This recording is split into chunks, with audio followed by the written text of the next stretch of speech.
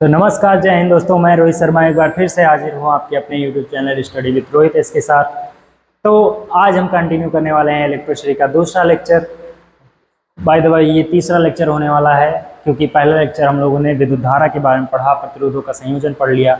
अब इसके बाद हम इलेक्ट्रिसिटी के पावर और एनर्जी के बारे में जानेंगे, और साथ ही जानेंगे कि साथ ही ये जानेंगे कि कितने कितने तार होते हैं और विद्युत परिपथ क्या होता है, ये सब जानेंगे। तो चलिए बिना देरी के क्लास स्टार्ट करते हैं। तो सबसे पहला हमारा हेडिंग है कि विद्युत शक्ति क्या होता है। ठीक है, क्या होता है विद्युत शक्ति।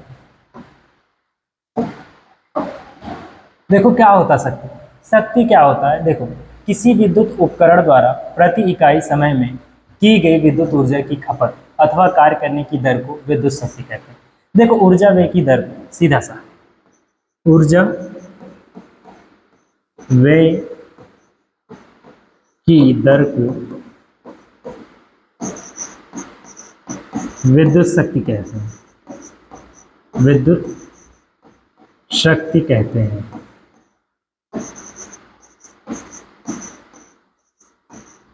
सबसे आसान लैंग्वेज में अगर पूछा जाए तो होता है कि ऊर्जा व्यय की दर को हम विद्युत शक्ति कहते हैं। और ऊर्जा हमारा क्या, W से, और दर क्या हो जाएगी, समय, जिसे हम क्या कहेंगे, P। P बराबर क्या होता है, W/Q। ठीक, अब देखो विद्युत परिपथ के लिए क्या होगा, P बराबर क्या होता है, V × I होता है। विद्युत परिपथ के लिए पावर जो होता है वोल्ट और धारा का गुणनफल होता है। ठीक है, अब यहाँ से अगर हम देखें V बराबर क्या होता है, IR। यहाँ से देखो V बराबर क्या होता है, IR, यानी V की जगह पे हम क्या रख सकते हैं, P बराबर V की जगह पे रख सकते हैं IR, और ये हमारा फॉर्मूला निकल के क्या आ जाएगा, P बराबर I²R। यानी जब हमारा धारा और प्रतिरोध दिया गया हो और हमें शक्ति निकालनी हो तो हम इस वाले फॉर्मूले का उपयोग करते हैं ओम के नियम से। ठीक, फिर नेक्स्ट हमारा है P बराबर V²/R। मतलब I बराबर क्या होता है, देखो ओम के नियम से I बराबर क्या होता है, V/R होता है। तो I की जगह पे हम क्या पुट कर देंगे, I की जगह पे हम पुट कर देंगे V/R। तो चलो पुट करते हैं, यहाँ पे लिख लेते हैं P बराबर I² है तो V बाई क्या हो जाएगा, R का स्क्वायर और इंटू में R। इस R से ये क्या होगा, R, एक मिनट रुक जाओ, ये स्क्वायर होगा इस पे भी, तो यहाँ से एक R से एक R कैंसिल हो जाएगा, बचेगा क्या, V²/R बचेगा, V²/R बचेगा। इधर लिख दे रहे हैं P बराबर क्या होता है, V²/R होता है। क्या होता है, V²/R, क्योंकि जब यहाँ से स्क्वायर को तोड़ेंगे तो इस पे भी स्क्वायर होगा, इस पे भी स्क्वायर होगा, और यहाँ पे क्या होगा, V² होगा। अब एक स्क्वायर से ये वाला R कट जाएगा, V²/R बचेगा।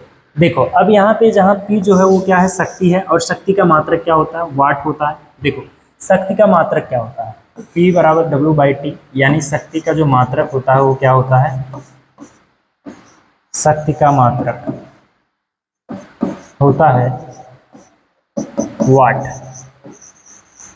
क्या होता है, वाट। चलो विभवांतर क्या है, V क्या है विभवांतर, I क्या है धारा, तथा R क्या है प्रतिरोध, ये सब हम लोग जानते हैं। चलो तो आई होप ये वाला हेडिंग आप लोग को समझ आया होगा। देखो विद्युत शक्ति क्या होती है, ऊर्जा व्यय की दर को हम विद्युत शक्ति कहते हैं। तो ये क्या होता है, ऊर्जा को हम W से डिनोट करते हैं, P बराबर W/T। अब उसके बाद हम क्या करते हैं, अगर हमने देखना विद्युत परिपथ के लिए तो P बराबर क्या होता है, V × I। अब V × I में हम क्या करेंगे, V की जगह पे देखो, V की जगह पे क्या, नहीं I, सबसे पहले I को चेंज करेंगे, सॉरी V बराबर क्या होता है IR। तो V बराबर हमारा क्या होता है IR, तो V बराबर IR, तो V की जगह पे IR पुट करेंगे, ये हमारा जगह I²R। फिर उसके बाद I²R, I की जगह पे V/R पुट करेंगे तो हमें क्या मिल जाएगा, V²/R। चलिए नेक्स्ट रीडिंग है हमारा, देखो इसका SI जो मात्रक है, SI इकाई जो है वो हमारा क्या है, वाट। अब 1 किलो वाट बराबर कितना होता है, 1000 वाट के बराबर होता है। चलो अब यहाँ पे शक्ति निकालना है हमें। अगर 100 एनर्जी का बल्ब जो है 100 वाट का जो बल्ब है वो 175 वाट की मिक्सर मशीन। अच्छा ये तो उदाहरण है ना, क्वेश्चन नहीं है, सॉरी उदाहरण में है हमारा कि 100 वाट का बल्ब या 750 वाट की मिक्सर मशीन। चलो इसमें कुछ फैक्ट हैं, वो उपकरण पर लिखा जो वाट होता है ना उसकी शक्ति को दर्शाता है, ना कि वह कितनी बिजली की कुल खपत करेगा। मतलब अगर किसी उपकरण पर लिखा हो 750 वाट या 1000 वाट तो ये दर्शाता है कि वो कितनी शक्ति का है, ना कि ये दर्शाता होगा कि कितनी बिजली खपत करेगा। बिजली खपत करेगा का मतलब, चलो यहाँ पे 1 किलो वाट बराबर कितना होता है, 1 किलो वाट बराबर कितना होता है, 1000 वाट होता है। अब यहाँ पे एक चीज और आता है, एक चीज आता है 1 हॉर्स पावर। 1 हॉर्स पावर यानी कि 1 एचपी बराबर क्या होता है, 746 वाट। और 1 मेगावाट बराबर क्या हो जाएगा, 1 मेगावाट की बात करें अगर तो ये क्या होगा, 1 मेगावाट बराबर 10 की पावर 6 वाट होता है। चलिए ये सब कुछ बड़ी मात्रक है किसके, शक्ति के, तो ये भी हम ध्यान में रखते हुए चलेंगे। चलिए आगे चलते हैं। हमारा विद्युत ऊर्जा इलेक्ट्रिक एनर्जी क्या होती है। देखो किसी विद्युत उपकरण द्वारा किसी निश्चित समय में उपभोग की गई ऊर्जा को विद्युत ऊर्जा कहते हैं। ठीक है, मतलब कि किसी निश्चित समय में किसी विद्युत परिपथ द्वारा कितना एनर्जी लिया गया है, कितना एनर्जी खर्च हुआ है, उसी को हम क्या कह देते हैं, विद्युत ऊर्जा। इसका फॉर्मूला होता है P बराबर डब्ल्यू बाई सॉरी कितनी गलतियां हो रही हैं आज, फिर वही लिख रहे हैं, W बराबर P इंटू में क्या होता है, T होता है। चलो P इंटू, और P बराबर हमारा क्या होता है, V इंटू में I होता है। तो P की जगह पे हम क्या रख सकते हैं, V इंटू आई, तो W बराबर हमारा क्या हो जाएगा, VIT हो जाएगा। चलो इसका एसआई मात्रक क्या होता है, जूल होता है। व्यावसायिक इकाई इसका क्या है, किलोवाट घंटा। यदि 100 वाट का बल्ब 10 घंटे तक जलता है तो उसकी ऊर्जा खपत कितनी होगी। देखो सीधा सा फॉर्मूला लगा देंगे, P इंटू टी। कितने वाट का है, 100 वाट का है, कितने घंटे, 10 घंटे चल रहा है, तो P बराबर P इंटू टी, सॉरी हमेशा ये क्यों आ जा रहा है, W बराबर क्या हो जाएगा, P इंटू टी से। तो W बराबर हमारा क्या हो जाएगा, पावर कितना है इसका, 100 वाट है, कितना है 100 वाट है, इंटू में समय कितना ले रहा है, 10 घंटे ले रहा है। तो 10 घंटे ले रहा है तो एनर्जी हमारी कितनी हो जाएगी, 1000 जूल हो जाएगी। कितनी हो जाएगी, 1000 जूल हो जाएगी। चलिए आगे बढ़ते हैं थोड़ा सा। इसके बाद आता है हमारा किलोवाट घंटा या यूनिट। हम बात करते हैं कि एक यूनिट, आप लोगों ने कहा सुना होगा यूनिट, एक यूनिट बिजली, सरकार ने 200 यूनिट बिजली फ्री कर दी। तो एक यूनिट का मतलब क्या होता है, देखो 1 किलोवाट शक्ति वाले उपकरण द्वारा 1 घंटे में उपभोग की गई ऊर्जा को 1 किलोवाट घंटा कहते हैं। देखो और उसी को एक यूनिट बोल देते हैं। चलो क्या होता है, मतलब 1 किलोवाट का कोई क्या है, शक्ति वाला उपकरण है। अब इसको अगर हम 1 घंटे तक अगर इसको जलाएंगे, 1 घंटे तक जलाएंगे तो जितनी एनर्जी ये खपत करेगा, जितनी ऊर्जा ये जलने में लेगा, उसी को हम क्या कह देंगे, 1 किलोवाट घंटा। 1 किलोवाट घंटा बोल देंगे। इसी को हम क्या बोल देते हैं, एक यूनिट बोल देते हैं। क्या बोल देते हैं, एक यूनिट, इसके बराबर बोल देंगे, 1 यूनिट के बराबर बोल देते हैं। चलो महत्वपूर्ण तथ्य ये है कि 1 किलोवाट घंटा बराबर 1 यूनिट बिजली होता है। यही इकाई बिजली के बिल में उपयोग की जाती है। आप लोग के यहाँ जब कोई बिजली बिल देखने आता होगा तो आप लोग को यूनिट के हिसाब से पैसे बताता है कि 1 यूनिट का 7 रुपये 10 रुपये है, उसी के हिसाब से आपको घर में बिजली बिल आता है। तो 1 यूनिट बराबर कितना होता है बच्चों, 1 किलोवाट आवर। चलिए नेक्स्ट है हमारा विद्युत धारा का ऊष्मीय प्रभाव। देखो विद्युत धारा का ऊष्मीय प्रभाव क्या होता है, हम सभी जानते हैं कि जब भी कोई तार में बिजली बहती है तो उसमें क्या होता है, उसमें क्या होता है कि जो तार होता है वो गर्म हो जाता है। देखो सीधी सी बात, जब किसी परिपथ में या किसी चालक में धारा बहेगी तो उसका जो ऊष्मा है ना वो बढ़ जाएगा, या तार क्या हो जाएगा, गर्म। इसी को हम क्या कहते हैं, विद्युत धारा का ऊष्मीय प्रभाव कहते हैं। Heating effect of electric current. जब किसी चालक में विद्युत धारा प्रवाहित होती है तो चालक गर्म हो जाता है। इस घटना को विद्युत धारा का ऊष्मीय प्रभाव कहते हैं। देखो इसका कारण क्या है, चालक का प्रतिरोध धारा के प्रवाह का विरोध करता है, जिससे विद्युत ऊर्जा ऊष्मा में परिवर्तित हो जाती है। देखो उसमें जो प्रतिरोध होता है ना वो क्या करेगा, बार बार करंट को ऐसे रोकेगा और करंट फ्लो होना चाहिए। अब दोनों के समझ लो, दोनों के टकराव से वहां क्या उत्पन्न होगी, कुछ ना कुछ देखो ऊर्जा व्यय होगी, ऊर्जा व्यय होगी तो वहां पे क्या होगा, ऊष्मा उत्पन्न हो जाएगी। अब इसी को हम क्या कह देते हैं, विद्युत धारा का ऊष्मीय प्रभाव कह देते हैं। अब देखो विद्युत उपयोग, इसके उपयोग क्या है, चलो भाई कोई चीज अगर ऊष्मा उत्पन्न हो रहा है तो उसका हम उपयोग करना बहुत अच्छी तरह से जानते हैं। तो देखो क्या होता है, इसका उपयोग होता है विद्युत इस्त्री में, हीटर में, गीजर में, टोस्टर में, इलेक्ट्रिक केतली में।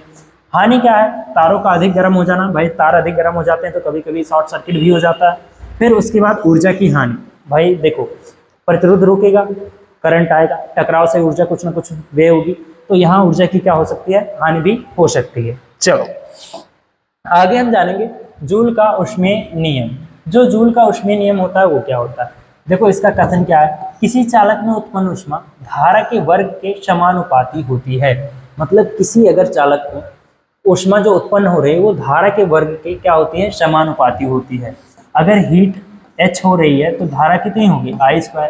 अगर हीट कितना 2 हो रहा है तो धारा कितनी होगी हमारी, 2 दूनी 4, यानी ये बराबर हो जाएगा। इसी को हम क्या कहते हैं, जूल का नियम कहते हैं। ठीक है, समानुपाती होता है, सॉरी यहाँ पे समानुपाती का चिन्ह लगेगा, यहाँ पे समानुपाती का चिन्ह लगेगा, क्या होगा, समानुपाती। चलो यहाँ भी मिटा दे रहे हैं। देखो अगर 2 है धारा तो कितना हो जाएगा, 4। अरे ऊष्मा अगर 2 जूल है तो धारा हमारी कितनी हो जाएगी, 4 एम्पियर की हो जाएगी। ठीक है, प्रतिरोध के समानुपाती होता है तथा समय की क्या होता है, समानुपाती होता है। और जब इन तीनों को ऐड करेंगे तो हमारा फाइनली निकल के आएगा H बराबर I² RT। यही ऊष्मा का क्या होता है, ऊष्मा निकालने का क्या होता है, हमारा सूत्र होता है, और यही जूल का नियम भी होता है। जूल ने कहा कि किसी चालक में अगर ऊष्मा उत्पन्न हो रही है तो वो किसके, धारा के वर्ग की क्या होती है, समानुपाती होता है। प्रतिरोध के क्या होता है, समानुपाती होता है। समय के क्या होता है, समानुपाती होता है। इस तरह से H जो होता है, देखो सबसे पहले H जो समानुपाती होगा किसके, I² के, फिर H समानुपाती होगा किसके, यहाँ पे हो जाएगा हमारा प्रतिरोध के, फिर H समानुपाती होगा किसके, T के, और इनको जब जोड़ेंगे तो H बराबर क्या हो जाएगा, I² RT। और यही जूल का क्या है, नियम है। चलो जहाँ H जो है उत्पन्न क्या है, ऊष्मा है, I क्या है, धारा, और R क्या है, प्रतिरोध, T लिया गया कुल समय। अब इसका उपयोग क्या करते हैं, हीटर में कर सकते हैं, इस्त्री में कर सकते हैं, इलेक्ट्रिक स्टोव में कर सकते हैं। चलिए आगे बढ़ते हैं थोड़ा सा। देखो विद्युत फ्यूज, फ्यूज क्या होता है, देखो फ्यूज अगर देखा जाए तो एक सुरक्षा युक्ति होती है। क्या होती है, एक सेफ्टी कंपोनेंट होता है जो कि हमारे घरों में परिपथ में लगा होता है। अब ये काम कैसे करता है, जब भी परिपथ में कहीं शॉर्ट सर्किट होगा, हमारे घर के किसी भी वायरिंग में अगर शॉर्ट सर्किट होता है तो इस फ्यूज को तार से पहले लगाया जाता है। और इस फ्यूज में क्या होता है, एक निम्न गलनांक का एक तार लगाया जाता है। जैसे ही शॉर्ट सर्किट हुआ और जैसे ही ऊष्मा ज्यादा बहना, धारा ज्यादा बही, ऊष्मा बढ़ा, तुरंत ये क्या कर देता है, सर्किट को ब्रेक कर देता है, परिपथ को तोड़ देता है, जिससे धारा आगे नहीं बढ़ पाती है। और हमारे सारे कंपोनेंट जितने भी हमारे घर के डिवाइसेस हैं, जैसे कि हमारा क्या हो गया, वॉशिंग मशीन हो गया, फ्रिज हो गया, एसी हो गया, कूलर, सब कुछ क्या रहता है, सेफ रहता है। नहीं तो क्या होगा, अगर धारा प्रवाहित होती रहेगी तो ऊष्मा के कारण सब क्या होंगे, जल जाएंगे। तो देखो फ्यूज एक सुरक्षा युक्ति है जो अधिक धारा प्रवाहित होने पर पिघल कर परिपथ को तोड़ देता है तथा उपकरणों की सुरक्षा करता है। अब देखो मान लो ये आपका क्या है, घर है। अब यहाँ से तार गया, अब यहाँ से जब तार गया है, 2 तार गए, अब यहाँ पे क्या होगा, तार में घर में आपके ढेर सारे कंपोनेंट, फ्रिज है, एसी है, कूलर है, फैन है। अब उसके बाद यहाँ पे वॉशिंग मशीन लगा हुआ है। अब यहाँ से गया, अब मान लो यहाँ पे क्या हो गया, शॉर्ट सर्किट हुआ, तो यहाँ पे जब आप फ्यूज को जोड़े रहोगे तो फ्यूज क्या करेगा, यहाँ से पिघल के परिपथ को तोड़ देगा, तो धारा आगे जा ही नहीं पाएगी।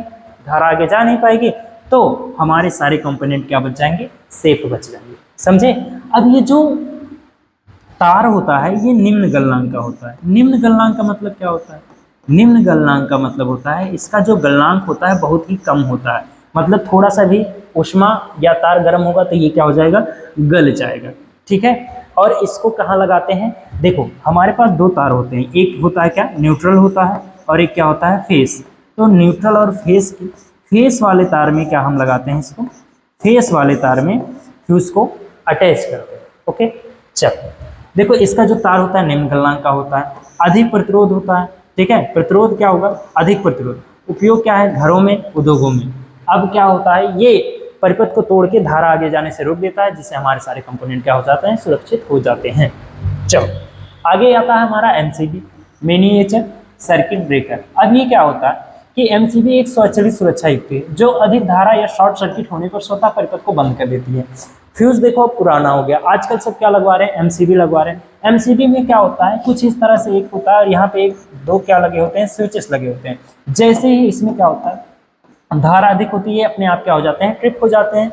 शॉर्ट सर्किट के समय में ये अपने आप क्या हो जाते हैं, ट्रिप हो जाते हैं और धारा के परिपथ को क्या कर सकते हैं, तोड़ देते हैं। जब धारा के परिपथ को तोड़ देते हैं तो हमारा जो जितने भी डिवाइस हैं वो क्या हो जाते हैं, सेफ बच जाते हैं।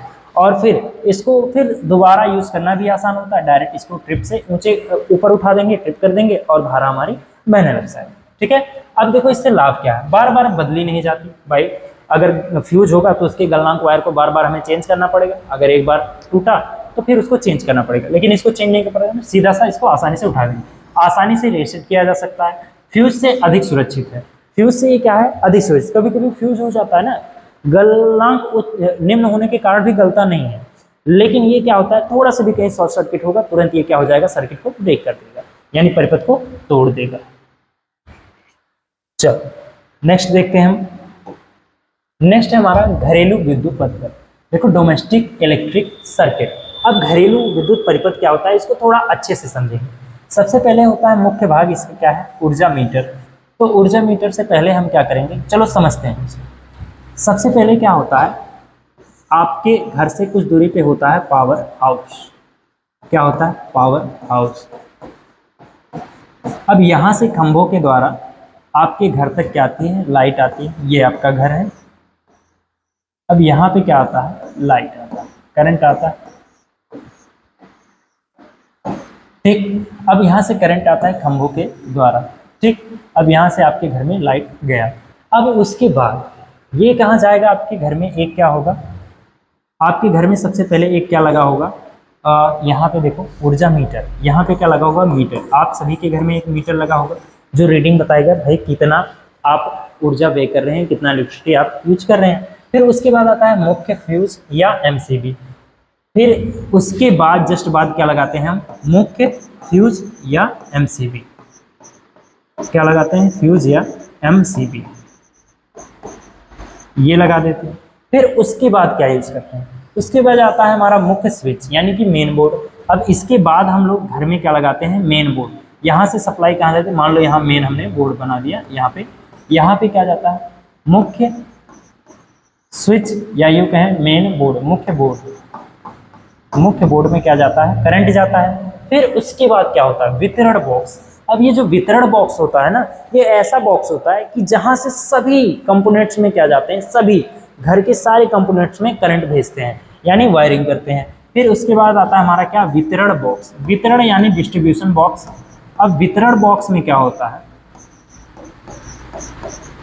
वितरण बॉक्स से आपके सारे एसी, फ्रिज, कूलर सभी जगह क्या जाता है, करंट जाता है। वितरण बॉक्स से सभी जगह पे क्या जाता है, करंट जाता है। अब जब करंट जाता है तो वितरण बॉक्स में अलग अलग कंपोनेंट के लिए अलग अलग एमसीबी भी लगा सकते हो, ये फायदा है हमारे वितरण बॉक्स का। और अगर कहीं कोई एक कंपोनेंट खराब हो जाता है तो वितरण बॉक्स से उसको चेंज करना काफ़ी आसान हो जाता है। अगर वितरण बॉक्स नहीं है, एक ही से कनेक्शन किए हो, तो काफ़ी समस्याएं होती हैं उसको चेंज करने में। फिर उसके बाद विभिन्न उपकरण इसके साथ क्या कर देते हैं, अटैच कर दिए जाते हैं। अब उसके बाद तार क्या होता है, लाइव होता है, न्यूट्रल होता है और क्या होता है, अर्थ होता है। लाइव का मतलब होता है फेस। आप लोगों ने नाम सुना होगा, गांव में अधिकतर लोग जानते हैं कि फेस होता है और न्यूट्रल होता है, और एक हमारा क्या होता है, अर्थ। अब जो मेनली हमारा क्या होता है, न्यूट्रल और फेस यहाँ से जाता है। अर्थ को हम क्या करते हैं, सेफ्टी कंपोनेंट के रूप में यूज करेंगे, उसको थोड़ा और आगे समझेंगे हम। घरेलू उपकरण समांतर संयोजन में जोड़े जाते हैं ताकि प्रत्येक उपकरण स्वतंत्र रूप से कार्य कर सके। देखो यहाँ पे क्या होता है, अगर इसको आप श्रेणी क्रम में जोड़ दोगे तो यहाँ से एक प्रतिरोध, यहाँ से एक प्रतिरोध, यहाँ से। अब इस वाले को अगर यहाँ से धारा हम भेज रहे हैं तो इस वाले को धारा क्या होती है, बहुत कम मिल पाती है, बाकी ये दो खींच लेते हैं। तो जब वोल्टेज इसको कम मिल पाता है, देखो इसको वोल्टेज कम मिलेगा तो ये ठीक से कार्य कर पाएगा नहीं। इस वजह से हम इसको हमेशा किस में जोड़ देते हैं, पैरेलल में। कहाँ जोड़ते हैं, पैरेलल में। पैरेलल में क्या होता है, वोल्टेज सब जगह समान होता है, इस वजह से क्या होता है, सभी कंपोनेंट आसानी से क्या कर सकते हैं, वर्क कर सकते हैं। और मेनली हमारे घरों में जो करंट आता है वो कितना आता है, 230 वोल्ट आता है करंट। जो करंट आता है हमारे घरों में वो कितना होता है, 220 से 230 वोल्टेज आता है। चलो आगे देखते हैं, लाइव, न्यूट्रल तथा अर्थ तार। इन तारों के बारे में जान लेते हैं, इनका कलर क्या होता है ये जान लेते हैं, इनका यूज कैसे होता है, क्या होता है वो जान लेते हैं। तो सबसे पहले आता है लाइव तार यानी कि फेस तार। चलो फेस धारा उपकरण तक पहुंचाती है। सामान्यतः ये किस कलर का होता है, लाल या भूरे रंग का होता है। देखो जो फेस तार होता है वो कौन से कलर का होता है, लाल तथा भूरे रंग का होता है। न्यूट्रल जो होता है, न्यूट्रल तार, अब न्यूट्रल तार देखो, न्यूट्रल तार होता है इसका जो वापस लेकर, देखो धारा को वापस स्रोत तक ले जाती है। मतलब देखो अगर धारा आ रही है तो किससे आएगी, फेज से आएगी। किससे आएगी, फेज से, ठीक। और धारा को वापस लेके अगर कोई जाएगा तो वो कौन लेके जाएगा, न्यूट्रल लेके जाएगा। क्या, न्यूट्रल लेके जाएगा, ठीक। अब उसके बाद देखो ये कौन से कलर का होगा, देखो जो फेज होगा वो हमारे कौन से कलर का होगा, वो लाल कलर का होगा। और ये जो न्यूट्रल होगा वो हमारे किस कलर का होगा, देखो काला या नीला। ये कौन से कलर का होगा, मेनली काला होता है, ठीक है, या नीला होता है। अब इसके बाद आता है हमारा जो अर्थ था। तो अर्थ क्या होता है, देखो सुरक्षा के लिए प्रयुक्त होती है, सामान्यतः हरा या पीला रंग का होता है। आप लोगों ने देखा होगा कि जब आप भी प्लग या बोर्ड में लगाते हो तो प्लग में एक ऊपर कुछ इस तरह से बना होता है ना, देखो ध्यान से, यहाँ पे एक स्विच होता है, यहाँ पे ऊपर एक बना होता है ना, ये किसके लिए होता है, अर्थ के लिए होता है। अब ये अर्थ से क्या फायदा है, मान लो आप किसी कंपोनेंट को चालू कर रहे हो, यहाँ से स्विच आपने बोर्ड में लगाया, अब इस कंपोनेंट में क्या उतर रहा हो, लाइट उतर रहा हो, करंट आ रहा हो, तो आप छोड़ोगे करंट लग जाएगा, है ना, करंट लग जाएगा। अब इससे बचने के लिए आप क्या करोगे, इससे बचने के लिए आप एक अर्थ वायर लगाओगे और इसका पूरा का पूरा जो वोल्टेज है वो कहाँ उतार दोगे, अर्थ में। अब इसमें जो करंट उतरेगा वो सीधा कहाँ चला जाएगा, अर्थ में। और जब आप इसको टच करोगे तो आप क्या बचे रहोगे, एकदम सेफ। तो जो अर्थ तार है वो सुरक्षा के लिए प्रयुक्त होता है, इस वजह से ये किस कलर का होता है, हरे कलर का होता है। इसको किससे जोड़ दिया जाता है, जमीन से जोड़ दिया जाता है, और ये किस कलर का होता है, हरा कलर का होता है। इस वजह से इसको क्या कह देते हैं, अर्थ तार कहते हैं। चलो आगे बढ़ते हैं। देखो अर्थिंग, अब देखो अर्थिंग क्या होता है, अर्थिंग क्या होता है, ये सामान्यतः होता कैसे है। देखो मान लो ये आपका घर है, अब घर में करंट, किसी कंपोनेंट में करंट उतर रहा हो तो उससे बचने के लिए हम क्या करते हैं, अर्थिंग। उससे पहले जमीन में एक बड़ा सा गड्ढा क्या करते हैं, खोद देते हैं, और उसके अंदर क्या, कॉपर की प्लेट लगा देते हैं, और यहाँ से इसको मेन बोर्ड से जोड़ देंगे। अब मेन बोर्ड से जब भी जोड़ देंगे तो किसी भी कंपोनेंट में जैसे ही करंट उतरेगा पूरी की पूरी धारा कहाँ चली जाएगी, अर्थ में, पूरा का पूरा वोल्टेज अर्थ में समा जाएगा। और जब पूरा का पूरा वो अर्थ में चला जाएगा तो हमें करंट लगना क्या हो जाएगा, बंद हो जाएगा। तो देखो विद्युत उपकरणों के धातु भाग को पृथ्वी से जोड़ने की प्रक्रिया अर्थिंग कहलाती है। देखो विद्युत उपकरण के धातु भाग को, मतलब जो मेटल्स के बने होते हैं, यानी धातु के बने होते हैं, लोहा, टीन और एल्युमिनियम के जो बने होते हैं, उनको किससे जोड़ दिया जाता है, अर्थ से जोड़ दिया जाता है। इस प्रक्रिया को हम क्या कह देते हैं, अर्थिंग कह देते हैं। उद्देश्य इसका क्या होता है, विद्युत आघात से सुरक्षा, भाई करंट लगने से क्या होगा, सुरक्षा के लिए हम इसको यूज करते हैं। ओके, चल फिर उसके बाद आता है हमारा रिसाव, धारा को पृथ्वी में भेजना।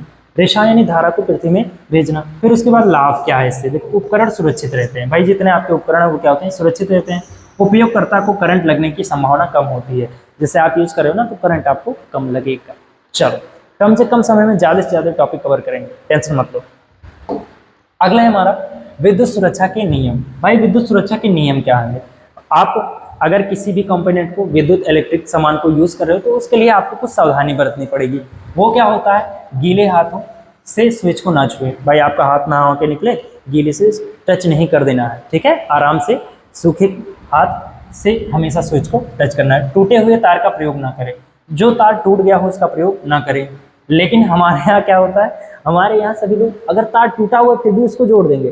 कुछ महानुभाव ऐसे होते हैं कि डायरेक्ट हाथ से ही जोड़ देंगे, हालांकि वो किस्मत वाले होते हैं कि वो नीचे से क्या, एक अचालक पहने होते हैं, चप्पल उप्पल पहने होते हैं, स्लीपर पहने होते हैं, और जब उस तार को जोड़ते हैं तो धारा, उनका कांटेक्ट अर्थ से नहीं हो पाता, जिससे क्या होता है, उन्हें पोटेंशियल डिफरेंस नहीं मिल पाता, यानी कि विभवांतर मिल नहीं पाता, और वो करंट से बच जाते हैं। अगर कोई अर्थ से जुड़ा हुआ व्यक्ति तार को छू लेगा या सिंगल फेज को छू लेगा तो वो क्या हो जाएगा, उसको काफ़ी तेज झटका लगेगा, और ये काफ़ी घातक भी हो सकता है। तो ऐसा घर पे प्रयोग ना करें। तो अर्थिंग अवश्य कराएं, देखो अर्थिंग जरूरी है, अवश्य कराएं, लेकिन हमारे यहाँ क्या होता है, कोई नहीं करवाता। चलो उसके बाद सही क्षमता का फ्यूज लगाइए, सही क्षमता का फ्यूज लगाइए। ये नहीं कि उच्च गलनांक का उसमें वायर लगा दिए और करंट आया, अब वो गला ही नहीं, उसके बाद आपके पूरे घर में क्या लग गई, माफ कीजिए ऐसा कभी हो ना किसी के घर में। चल, फिर उसके बाद अधिक उपकरण एक ही सॉकेट में ना जोड़े, क्योंकि एक ही सॉकेट में अधिक उपकरण ना जोड़ें कि एक ही बोर्ड है उसी में सब जोड़ दिया ना। मरम्मत से पहले मुख्य स्विच को बंद कर दे। कोई भी चीज अगर आपको मरम्मत करनी है या कोई चीज खराब हो गई उसको सही करना है, फिक्स करना है, तो उसके लिए सबसे पहले मेन बोर्ड से स्विच को क्या करना है, ऑफ करना है। मेन बोर्ड को ऑन रहते हुए स्विच का मरम्मत कभी मत करना। चलो, अब इससे कुछ रिलेटेड जो महत्वपूर्ण सूत्र हैं इस अध्याय से रिलेटेड वो सब हम लोग जान लेते हैं। आई बराबर क्या होता है, क्यू बाई टी, और ये क्या होता है, विद्युत धारा, यानी आवेश प्रवाह की दर को क्या कहते हैं, विद्युत धारा कहते हैं। वोल्टेज क्या होता है, डब्ल्यू बाई क्यू, यानी अनंत से किसी आवेश को विद्युत क्षेत्र में लाने में जो कार्य किया जाता है वो हमारा क्या होता है, वोल्टेज। V बराबर क्या होता है, आई आर, यही क्या होता है, ओम का नियम, ओम का नियम होता है। ठीक, फिर उसके बाद होता है हमारा विशिष्ट प्रतिरोध या प्रतिरोध का फॉर्मूला। तो प्रतिरोध क्या होता है, रो एल बाई ए। फिर उसके बाद होता है हमारा आर सीरीज, यानी कि प्रतिरोधों का संयोजन, किसमें, श्रेणी क्रम में।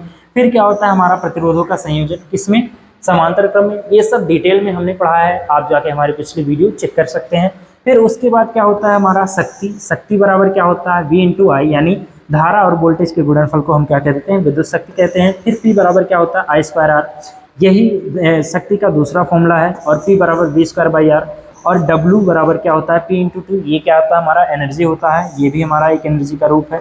ये जूल का नियम होता है। और एक महत्वपूर्ण बात कि 1 किलोवाट घंटा बराबर होता है 3.6 गुणे 10 पे पावर 6 जूल होता है, यानी 1 किलो वाट आवर बराबर क्या होता है, 1 यूनिट में जो होता है जूल कितने होते हैं, 3.6 गुणे 10 पे पावर 6 जूल होता है। ठीक है, 1 यूनिट में कितने जूल होते हैं, 3.6 गुणे 10 पे पावर 6 जूल होते हैं। समझ आया होगा।